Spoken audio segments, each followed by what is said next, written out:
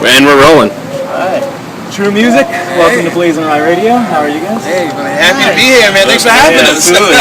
You just debuted a video downstairs to thunderous applause. It sounded like a very catchy song. How did that go? Yeah, it was fantastic. I was lucky enough for the director was able to show as well too.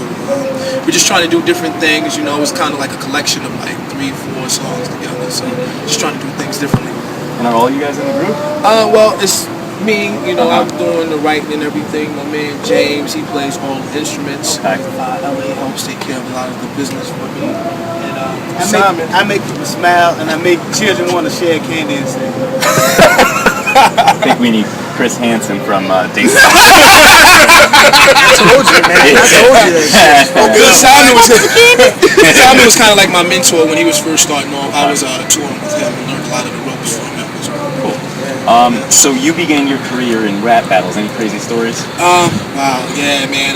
Sometimes, you know, I would I would have class the next day, but I would go out all night and do the battles and everything. So of course that didn't go too well with my parents when I wasn't showing up for classes and getting below the average. So yeah, but it kind of helped me as like an artist, you know, in the hip hop world. Kind of learn, you know, stage presence. So. And do most people actually freestyle, or do people come always with something prepared? Not anymore. You don't see. It's kind of a lost art. I think. I was like another one of my mentors, a guy named Wordsworth. He actually had a show on MTV called The Lyricist Lounge, and that was like his art. You know, he could just freestyle off the top of his head. It's kind of like a lost art for him. You don't see it too often. How do you feel? Yeah, growing up in that era kind of hurts a little bit. You know, but times change, and I guess you kind of have to go along with it. We had BlazinRy on the show, and he said that when, you know, that's how he started. He started just going to people's backyards and battling. Right. And that's how now he's BlazinRy. Yeah. That's all he has. A hit song here and there couldn't hurt. Are you aware that you've misspelled the word true? Is this the message you want young, impressionable kids that he's giving candy to learn? You know what it was? I just wanted to do something a little bit different. And plus with Google searches now, if you just type in Trew Music, you'll pretty much come up with every artist that thinks they have Trew Music. Yeah. So that's why Justin Bieber, Miley Cyrus. Exactly. So I figure we'd tweak it a little bit, and then you'd find it's a little bit easier that way. Fair enough. That makes perfect sense. Herb Magazine says you drip swagger. How would you rate yourself up next to the swag king, Justin Bieber speaking? Justin Bieber. Really? Out, man. That's a question? Yeah, I think we do pretty well swag-wise. Swag-wise. Herb also says your attitude is just shy of cocky. Are you cocky? I think as a rapper, you have to be somewhat cocky. Not like all the time personalized. When you get on the microphone and you're writing songs, you have to say to yourself, I'm the best that's doing this, and I dare try to test me. Do you think that that's transcendent across all genres of music? You need some cockiness, just that I think so. To believe in yourself? I think so. You know, to get on stage and just be, you know, perform every night in front of people that have never seen you before. If you don't have enough nerve to do it, it's not going to work. So there has to be some form of cockiness. Okay. Some form of cocky is helpful. British hiphop.co.uk says your patented gangsta lean is heard throughout every lyric you write. How does one patent a gangsta lean? You know, I saw that as well too. I think what they're trying to say is like the same thing with swag as well, to have a patented sound, that's a good thing. You know, I want people to hear the music and automatically know like, oh, that's a Trew song. So if it's something that I've patented, then more power to me. Alright, patent that gangsta lean. Hardcore Jam says we're really impressed with the total package. Just what package are they talking about?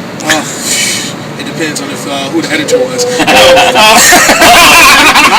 No, I think they mean with the overall song quality and everything. It takes a lot of time and effort to come up with the songs and the music, you know. So. And you, as a kid, I believe, I read you played trumpet and keyboard. Do you incorporate that into your music now? I have not as much as I should have, but I plan to in the future. I was a music major, as a matter of fact. I did play a lot of trumpet. My main instrument, though, was baritone. And going forward, I would like to incorporate that more. It's just a really expensive instrument to get a hold of. Right. Yeah. So, but maybe later on down the road, we'd probably be. Yeah. Or rent one. Rent a center. Yeah. Down the street. Tell me about the Incredible Fantastic Part 1. Okay. The Incredible Fantastic. Just coming up and trying to come up with different titles. Was actually drinking heavily that night, and we're just throwing out different titles. We were like, oh, this might be kind of cool, just something different, kind of like a circus demonstrating something amazing, incredible, fantastic, But it's my first EP in a while. 6 songs, really proud of it. I was able, I think, on this project to display different sounds and different genres and just put them together in a real cohesive way. Where can people go to hear it? You can go to iTunes, Amazon, Last FM, Spotify, anywhere that has online music, and TrewMusic.com. TrewMusic.com. Last year on this very roof, he and I interviewed a band called the Trews. Have you heard of them? I have. I know the Trews have a huge following as well too. Yeah. It was funny. I was speaking with Ariel about that as well. So then when I saw your name come up on the website, I was like, wait a minute, that was another Trew. Yeah, Trew again. What a coincidence. Yeah.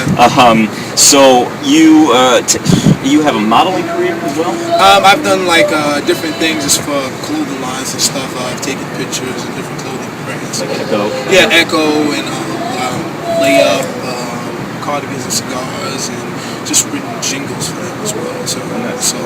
So how important, being that you're constantly active music-wise, modeling, how important is fitness and health to you? It's a huge thing in whatever I do. I'll talk to them all the times. Before we came up here, we had a push-up battle. I'm not gonna say who won, but I definitely I have to buy shots tonight. But it's huge, because on top of all of this, I work a 9 to 5 as well. So sometimes going to the gym is the only thing that keeps me sane. Oh yeah. I read that you're planning to do your first overseas tour this year. What's going on? Hopefully so. We're actually working on that right now. We've been getting a lot of interest from the UK. So we're just trying to line things up with different promoters and different radio stations. And if everything works out, then you'll see us across the pond. Well, we know the UK already likes your gangsta lean. Now, when 50 Cent insults Virginia in the ski mask way, by saying that town's one big pussy waiting to get fucked, a lot of Virginia-based rappers really went against 50 after that. Was that going down when you were there? It was happening a little bit while I was there. I was hearing a little bit about it on the radio. I don't know, I know he was talking about this one specific town. Man, it's rap, a lot of times, man, comments like that, it's like wrestling now, I think, it's really wrestling. Everybody says things that tries to cause an uproar. And, it's a lot of shock value, sometimes instead of quality. Not saying that 50 doesn't have quality music, because I think his first album was incredible. Sometimes I think artists incorporate shock value. And so, you have to look at it and kind of take it as a grain of salt. Whatever, Yeah, true. Who do you think is killing it in the hip-hop game right now? Hip-hop wise, I've always been a huge Kanye fan. I think he's definitely doing his thing. I mean, really, right now, to be honest, Drake seems like he's really killing everybody. Right? I don't see anybody, musically, whenever he drops anything, people seem to love him. I think he's really one of the number one guys. Excluding people like Jay-Z and stuff. But a bunch of Drake is really. What do you think about the beef between him and Chris Brown? All right.